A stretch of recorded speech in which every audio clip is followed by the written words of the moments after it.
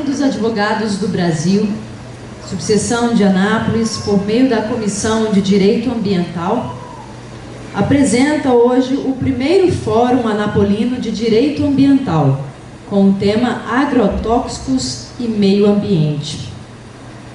E para dar as boas-vindas, nós gostaríamos de convidar agora a presidente da Comissão de Direito Ambiental da subseção de Anápolis, especialista em Direito Ambiental pela Federal do Paraná e mestre em Ciências Ambientais. Convidamos à frente a doutora Sara Romero Benfica.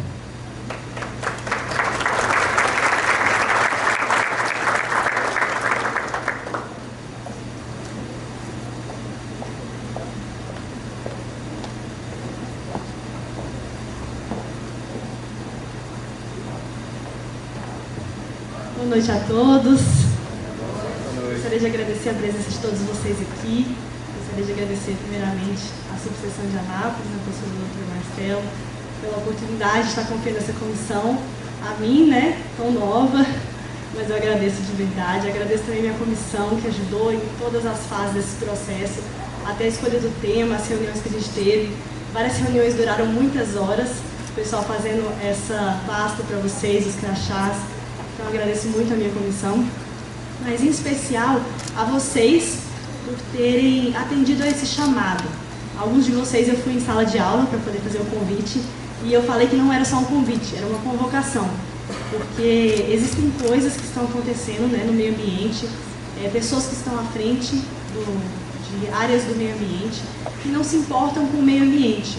Então, mais do que vir a uma palestra e só ouvir, o que vocês fizeram foi um passo que vocês deram a se importar. Tem uma adolescente de 15 anos na Suécia, Greta, vocês já devem ter ouvido falar dela. Ela tirou todas as sextas-feiras greve de escola.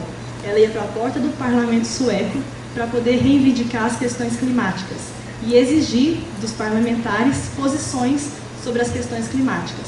Então, assim, uma adolescente decidiu fazer algo além do normal. Então, isso é fazer algo além do normal. Hoje a gente estava esperando essa palestra poucas pessoas, porque a gente achou que as pessoas não fossem dar o feedback que a gente esperava num evento como esse, com as questões ambientais. Mas eu fiquei muito surpresa e muito feliz com a reação de vocês. A gente teve que abrir vários lotes de inscrições. Então, eu fiquei muito feliz com a reação de vocês, de estarem se importando com as questões ambientais, se importando com o tema agrotóxico que está tão em alta. A gente teve algumas mudanças na legislação, os palestrantes vão falar muito melhor do que eu. Mas, enfim, muito obrigada a todos vocês por terem dado esse primeiro passo e se importarem com as questões ambientais. A gente vai ter uma palestra de 2 dias, vai começar às 19 horas, então amanhã seremos pontuais. O certificado de vocês nós estaremos enviando por e-mail e qualquer dúvida que vocês tiverem com relação ao cronograma do evento, vocês podem estar procurando o pessoal ali na recepção que está fazendo as inscrições, que a gente vai ficar muito feliz de tirar todas as dúvidas. Muito obrigada a todos vocês.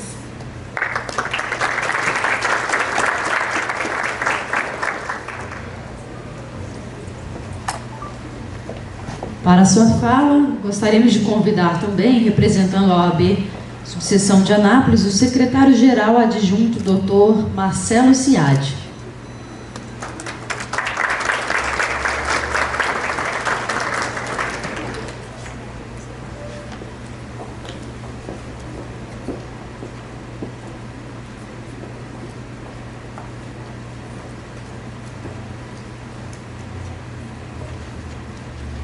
Boa noite a todos, sejam muito bem-vindos à Casa do Advogado.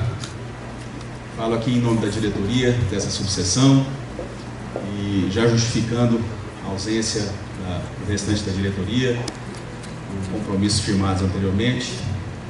Bem, é um importante tema, direito ambiental, e temos aqui muito bem representado a nossa Comissão de Direito Ambiental, pela sua presidente, ao qual parabenizo toda a comissão, a Sara Romero. Cumprimento os órgãos aqui também presentes, o Ministério Público, na pessoa da doutora Sandra Garbellini, os palestrantes de hoje e de amanhã, Polícia Militar, em geral, todos os presentes. Bem, como dito, é um tema importantíssimo, principalmente na atualidade. Temos que buscar realmente nos informar do que ocorre, para que não façamos nada em desfavor desse ambiente que nós vivemos. Nesse ponto, passo a palavra novamente à cerimonial, que dê início aos trabalhos, ao debate propriamente dito. Muito obrigado a todos a presença e tenhamos todos um excelente evento.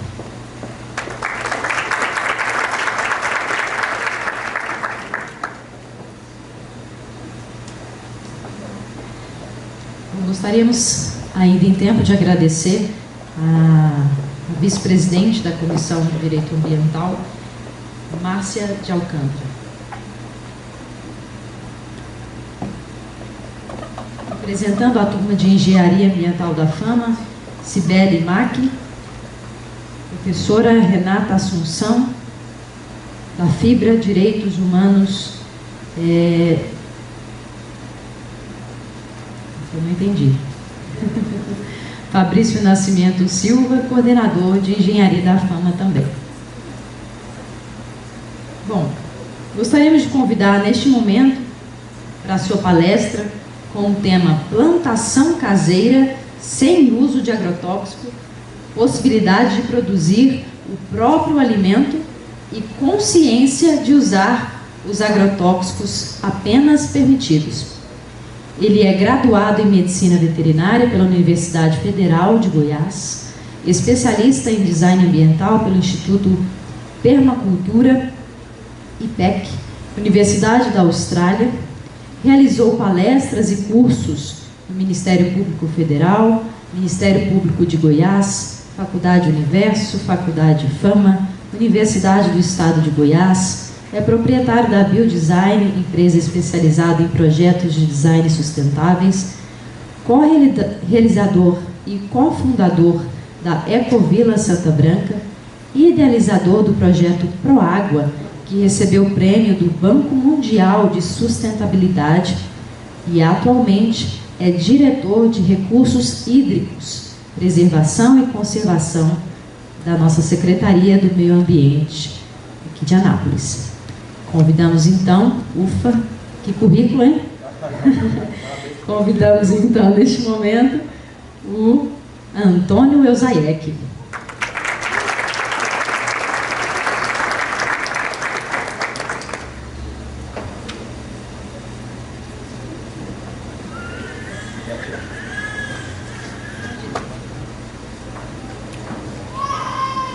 Bom, gente, boa noite.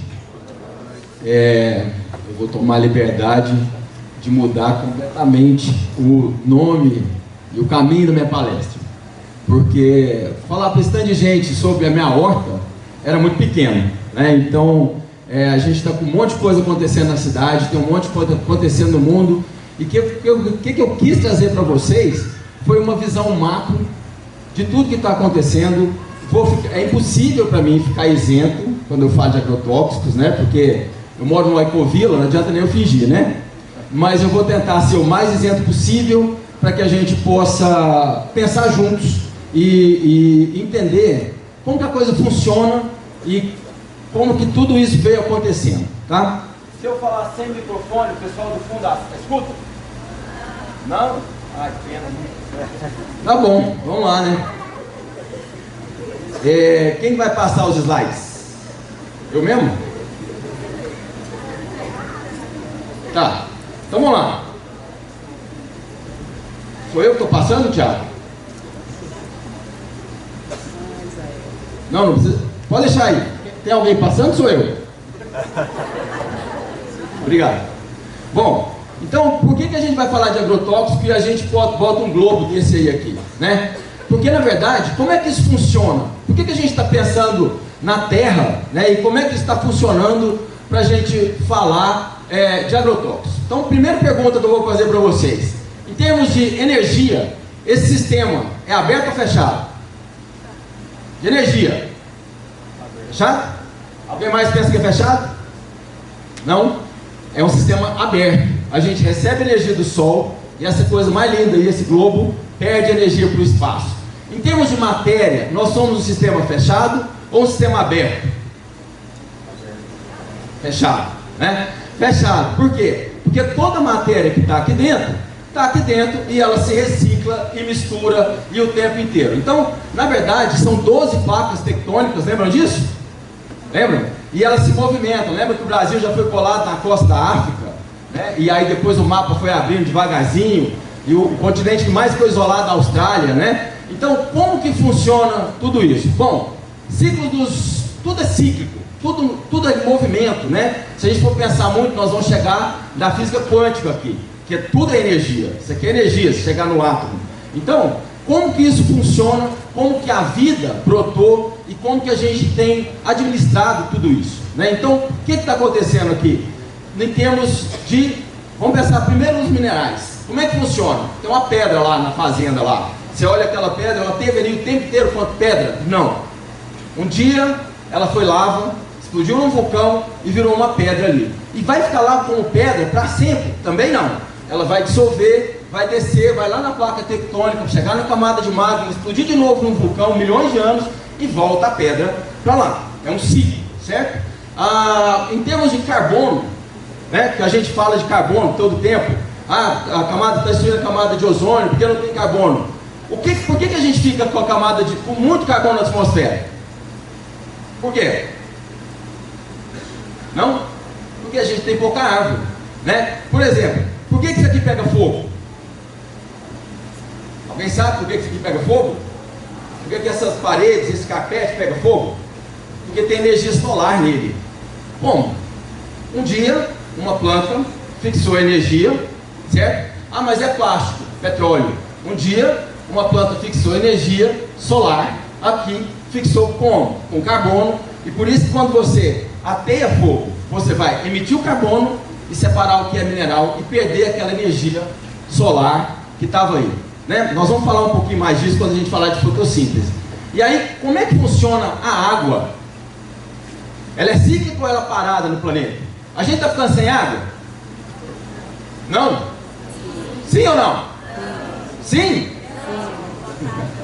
Na verdade, não é um sistema fechado? 2/3, né, do planeta é água. Está tudo aqui dentro. Por que a gente está ficando sem água? Porque a gente interrompe o ciclo dela, né? Então, ó, olhando isso aqui, a gente sabe que é verão ou inverno? Olha esse planeta aí. E olha onde a gente está. É verão ou é inverno? Oi? Verão? Por quê? Por causa das nuvens, né? Como é que a água funciona? Opa, volta lá para mim, por favor. Como é que funciona? O planeta girando, né? Então, o que acontece? Ele pega a água que está... Dá para ver isso aqui? Não, né? Então aqui, ó. Ele pega a água que estava evaporando do mar aqui e entra por cima da Amazônia. A Amazônia em inglês chama rainforest, né? Floresta da chuva. Por quê? Porque ela está o tempo inteiro bombeando água. Por que a árvore bombeia água? Ela não tem coração. Então como é que ela tem que fazer para bombear água? Ela perde água pelos estômagos, certo? E forma as nuvens. E aí cai a água de novo, e a floresta bombeia de novo, e cai de novo, bombeia de novo, e cai de novo, até bater nos Andes. Olha lá como a mancha está encostada nos Andes e não foi para o oceano, porque ela é baixa. Então quando a Terra está inclinada para o inverno, essa massa de água vai para cima do oceano e não desce para as Américas, né? Para a América do Sul. Quando a Terra está inclinando na primavera e verão, essa massa desce para cima daqui e aí forma todas as chuvas que são chamados rios aéreos. Aí cai no Pantanal. O Pantanal é o quê? Uma planície, né? Então ele vira uma reserva de superfície e devagarzinho sangra e vai descer para formar a Bacia do Prata. O que o Planalto é? Um plano alto, certo? E aí o cerrado que cobria aqui tem uma função estratégica na chuva, no ciclo da água. Então essa massa de água caindo em cima do cerrado, ela infiltra. E o cerrado é a mãe de todas as grandes bacias do Brasil. Onde nasce a bacia do São Francisco? Serra da Canastra. Onde nasce, indo para Brasília aqui, você já viu um lugar que está escrito Águas Emendadas? Já viram isso? Não? Né? Já viu lá. Então, o que significa que são águas emendadas? A mesma nascente, nós estamos num lugar tão alto que a mesma nascente sai e ela corre para a bacia do Prata, para a bacia do Araguaia, do Tocantins, que é a bacia amazônica. A mesma nascente corre daquilo ali, tão alta que é a região que a gente está, né? Mas o que o cerrado faz que é tão importante assim? O cerrado, ele ajuda a infiltrar a água, porque ele tem 2/3 de raiz e 1/3 para fora. Vocês já viram, faz quantos dias que não está chovendo? Ninguém contou não? 100 e poucos dias sem chuva, certo? E aí, se vocês olharem as árvores do cerrado agora, o que está acontecendo com elas? Então? Não, está cheio de broto. O cerrado está enchendo de renovo, né? E o que ele fez durante o inverno? Ele derrubou a seca, a folha, para não perder água. Adaptadíssimo com o ciclo, derrubou a folha para não perder água. E agora ele solta o renovo antes da chuva chegar. Por que a árvore faz isso? Por que ela é tão sincronizada? Porque é a árvore que faz chuva, né? Então ele solta o renovo para poder jogar os aerossólidos, fazer a chuva que vai chegar aí por volta de 25, 30 desse mês e fazer precipitar a água em cima do próprio cerrado, né? E quando a gente fala cerrado, nós estamos falando de um bioma gigante que tem no mínimo 7 diferenciações, certo? Mas é um bioma tão rico, né? Que a gente, em termos de biodiversidade, todo lugar que é pobre e que varia muito, a vida tem que se adaptar muito. Quando você chega lá na floresta da Rússia, né, lá na tundra, o que acontece lá? É um tipo de árvore só, porque o ambiente era favorável e tinha uma seleção só. Então uma espécie vai, ocupa tudo e toma o poder de tudo. Quando você tem, igual aqui, né, lugares igual o campo rupestre, por exemplo, você tem cacto com pelo na raiz para captar a água do orvalho e poder sobreviver. Estão descobrindo bactérias e plantas novas nos campos rupestres, né? E mais um tanto de adaptação que o cerrado tem. Na verdade, a gente deve ter aí 35% de cerrado só, principalmente em Goiás, né? Mas a gente está perdendo um ambiente sem conhecer ele, né? Quem já viu aquele tanto de raizeiro que tem na rua do Mercado Central? Não é verdade? Anápolis é uma cidade raizeiro. Qualquer coisa que você quiser tratar, tem remédio lá. E a gente está perdendo essa cultura, a gente está perdendo esse patrimônio sem ver, né? Então, nessa realização, o que acontece? Quando a árvore, aí agora a gente volta no carbono, quando a árvore está fazendo, é o milagre da vida. O milagre da vida nesse planeta é a interação da água, a matéria orgânica e a energia solar. O que a árvore faz naquele momento? Ela transforma energia luminosa em energia química e ela capta o carbono. Nós temos mais carbono na atmosfera agora porque a gente queima muito mais do que as árvores podem captar. Quando a árvore faz isso, ela fixou o carbono, matéria orgânica, certo? E aí, ali tem energia solar, que propicia da vida. Então, o que o ruminante faz? Ele vai lá e come. Por que a gente está usando o ruminante? Porque ele é base de cadeia. A vaca, por exemplo, ela come a folha e ela tem a capacidade de fixar a própria proteína. O rumen dela é um laboratório. E a partir dali, antigamente a gente falava em cadeia alimentar, né? É teia alimentar, e talvez uma coisa muito mais complicada que isso. Mas se você olhar todo o processo de espécimes que vem, no finalzinho você tem o detritrófilo, que são os cogumelos, e o urubu. Por exemplo, quando o urubu defeca, não tem mais matéria orgânica, ele defeca mineral, porque ali acabou toda a quantidade de vida que tinha. O que era? Que a árvore captou a energia vital da luz solar e fixou no carbono e estava ali naquele momento. Então, quando a gente fala que nós estamos aí numa emissão maior de carbono, né, a gente está perto do quê? De uma catacombe. Todas as grandes extinções em massa que aconteceram no planeta, elas aconteceram porque tinha carbono demais na atmosfera, o planeta esquentou e perdeu e destruiu tudo. E a gente está conduzindo o planeta para esse lugar de novo, tá? Então, o que eu quero passar para vocês, devagarzinho a gente vai, é como funciona, tá? Alguém discorda? Quer trucar aí, falar alguma coisa? Não? Então vamos prosseguir.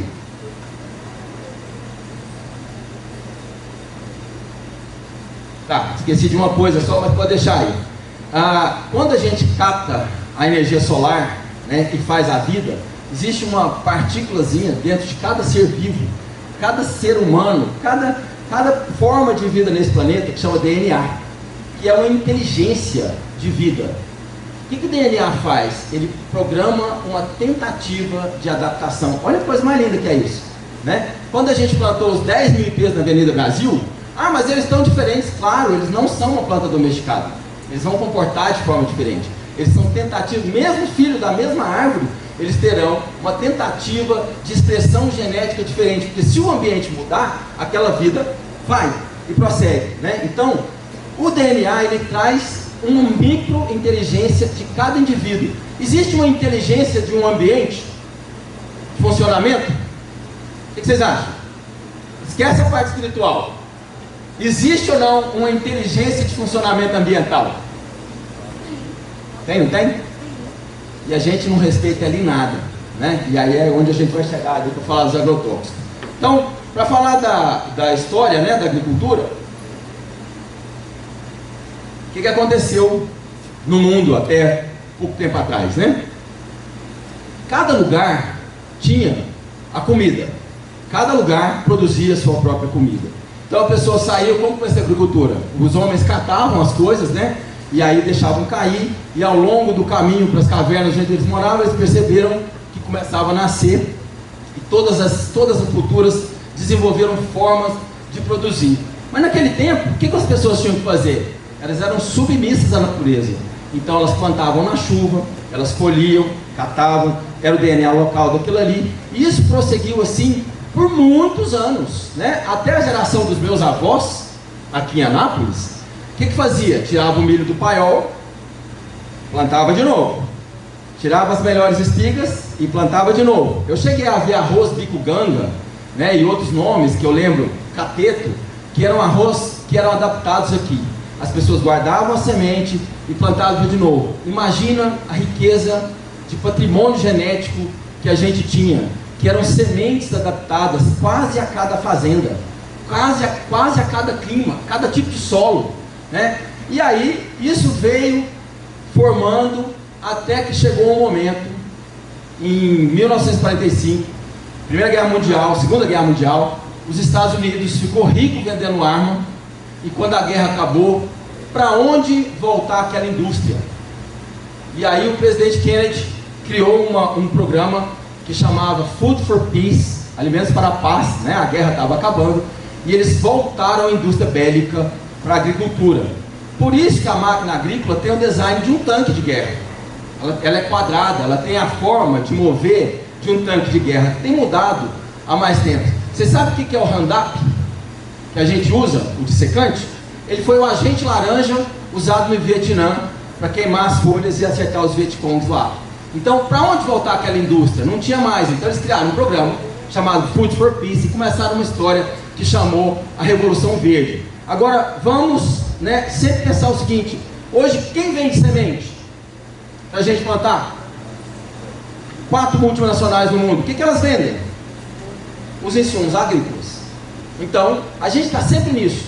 Sempre nós estamos nessa história, né? Que a própria pessoa que vende, ela mede o trabalho, a própria pessoa que vende, ela dá o parecer e ela vende. Então, hoje, quem vende semente de soja, vende agrotóxico. Quem vende semente de soja, vende o adubo para a soja. Será que ele vai pensar numa coisa mais sustentável, numa coisa que vai produzir independente? Não. E aí, essa Revolução Verde, né, ela teve um impacto geral no mundo. Por exemplo, a Etiópia tinha sementes muito adaptadas aos ciclos da seca, e eles produziam um bom de comida, assim, não muito, mas eles conseguiam sobreviver. Quando a Revolução Verde chegou lá, teve uma super produção, e depois, acho que não é do tempo de vocês, né, de quem vai ter 45 para frente vai lembrar, a Etiópia entrou em ciclos de fome, porque não conseguia produzir comida dessa forma, né? Então, a gente, em 1945, começa essa revolução, e aí o que aconteceu com o Brasil, por exemplo? Né? Nós somos a gente disputa com os Estados Unidos o tempo inteiro quem usa mais agrotóxicos, né? Tem mês que é a gente, tem mês que é eles, e assim a gente vai. A gente é o júnior, na verdade, né? A gente, tudo que faz lá, a gente faz aqui também, né? Então, quando chegou aqui no Brasil, achou no Cerrado um lugar muito fácil de fazer. Por quê? não eram florestas grandes para derrubar. É um bioma que não é reconhecido pela lei, certo?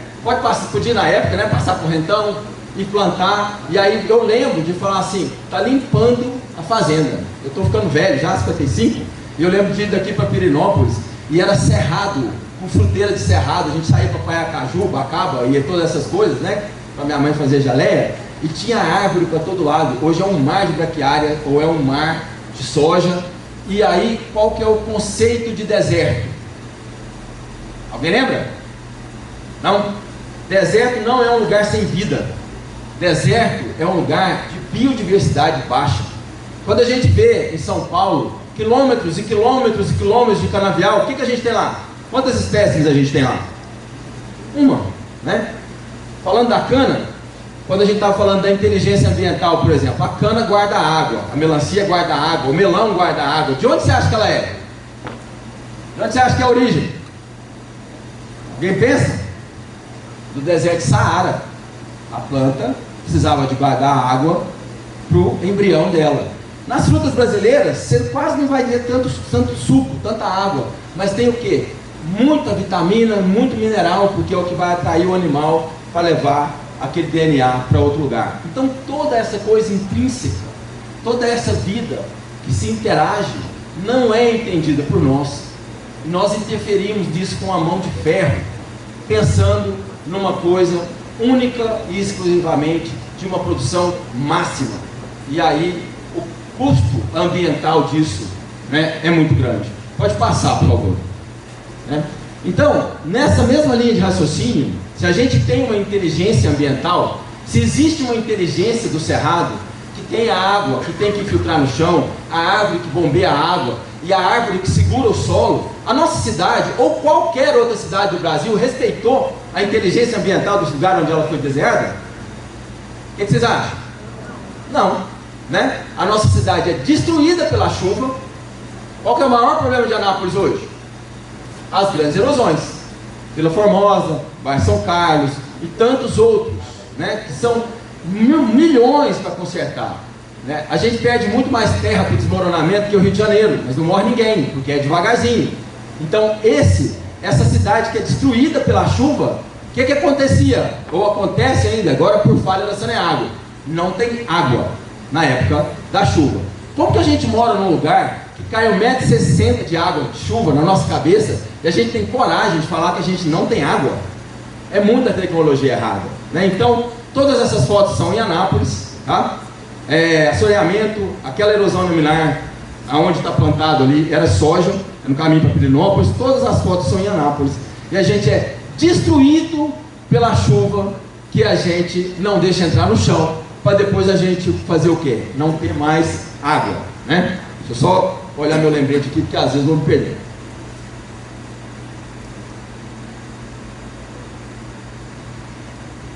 Bom, a gente já falou do Food for Peace, né? Deserto verde,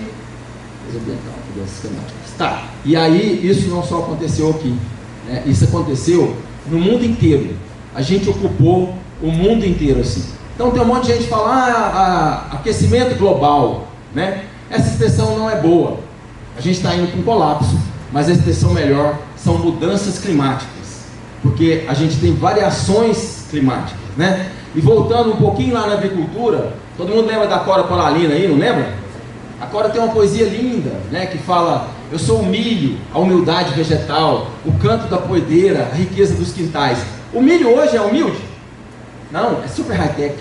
Então a gente foi mudando todo esse DNA e esse patrimônio para uma forma de produzir que a gente não vai ter mais. O milho é tantos anos domesticado pelo homem, mas há tantos anos que a planta mais próxima do milho é uma gramínea que não produz nada. Nos estudos de DNA agora, foram procurar uma planta que pudesse ser próxima do milho. A planta mais próxima é uma grama que não produz nada, né? De tantos anos que tem. Todas as comunidades tinham esse patrimônio. Quando os espanhóis chegaram, tem um livro muito interessante, chama 1491, que fala das Américas antes da chegada dos europeus.